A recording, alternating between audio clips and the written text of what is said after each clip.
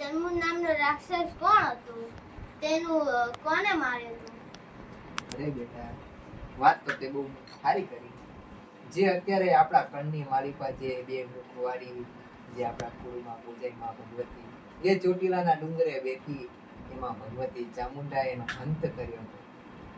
જ્યારે આ પૃથ્વી ઉપર હાહાકાર મચ્યો તો દેવ દાનવ કે માનવ કોઈને મારી શકે એમ હતું જ નહીં. બ્રહ્મા પણ હારી ગયા હતા, વિષ્ણુ પણ હારી ગયા હતા, ભગવાન મહેશ પણ હારી ગયા હતા. પછી એમને વિચાર કર્યો કે આપણામાંથી એક શક્તિને ઉત્પન્ન કરીએ ને તો આને ચંડમુંડ નામના રાક્ષસને મારશે.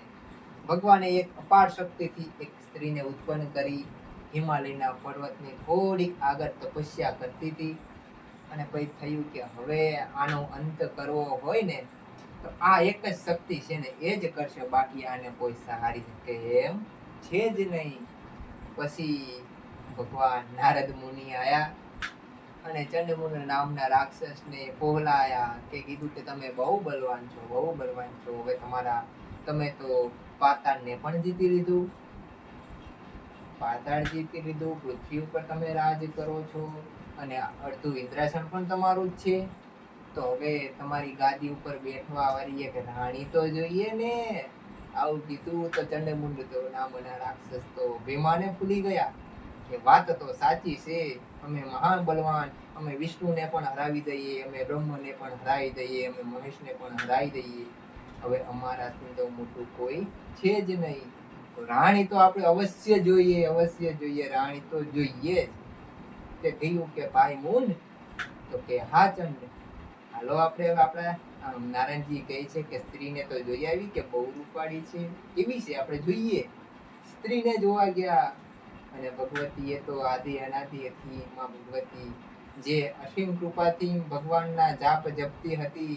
ત્યાં જઈને ઉભા રહ્યા અને કીધું સુંદરી તો બહુ સરસ છે. આ સુંદરી કદાચ જો આપણી આરે હોય તો આપણો રાજ બહુ સુંદર લાગે, અતિ સુંદર થઈ જાય. તો કીધું કે હે સુંદરી, મારે તારી સાથે લગ્ન કરવા છે. શું કે લગ્ન કરવા છે? પણ મૂર્ખને એ ખબર ના પડી એ સુંદરી બીજું કોઈ નહીં માં જગદંબાનો અવતાર હતો. માં તો ક્રોધે ભરાણા અને કીધું એ પાપીઓ જતા રહો, નહીં તો તમારો અંત મારા હાથે છે. તો આ તો અભિમાનમાં ભૂલી ગયા. શું કામ એને કે એક સ્ત્રી જે મને બ્રહ્મા વિષ્ણુ મહેશ નહીં હરાવી શકતા, સ્ત્રી મારું અંત કરશે, મને મારશે. આ સ્ત્રી અભિમાને ભૂલી ગયા.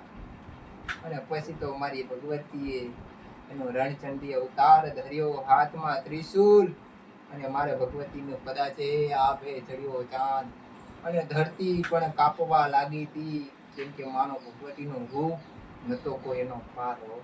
બ્રહ્મા વિષ્ણુ પણ ઉપર બેઠા બેઠા ને તાગી રહ્યા, જોયા રહ્યા કે ભગવાન આ ભગવતીનો કોપ તો બહુ હવે ભયંકર પડવાનો છે. આ પાપીએ ભૂલ કરી, હવે આમને કોઈ બચાઈ શકશે નહીં. અને ભગવતીએ એક દહાડો મારીને ભગવતીનો હાવજ દોડતો આવ્યો. મારી ભગવતીનો હાવજ આવ્યો ને હાવજ ઉપર ચડીને, સિંહ ઉપર ચડીને લીધું ત્રિશૂળ હાથ અને રણવા ઉતરી રણચંડમુંડને નામના રાક્ષસને એવા રણે કર્યું તું યુદ્ધની તૈયારી. એવી હતી ભગવતી. ભાગ્યો જાય મુંડ, ભાગ્યો જાય ચંડ, હાહાકાર કરતી જાય માં ચામુંડ, મારતી જાય ને હાહાકાર કરતા જાય એવા પાપીઓના કરવા અંતમાં ભગવતી જામો. એવી રીતે માં ભગવતી અંત કર્યો, પણ તો એનો કોપ રહ્યો ને એ ઉતર્યો નતો. ભગવાન શિવ શક્તિ આથી અનાદિથી આવે.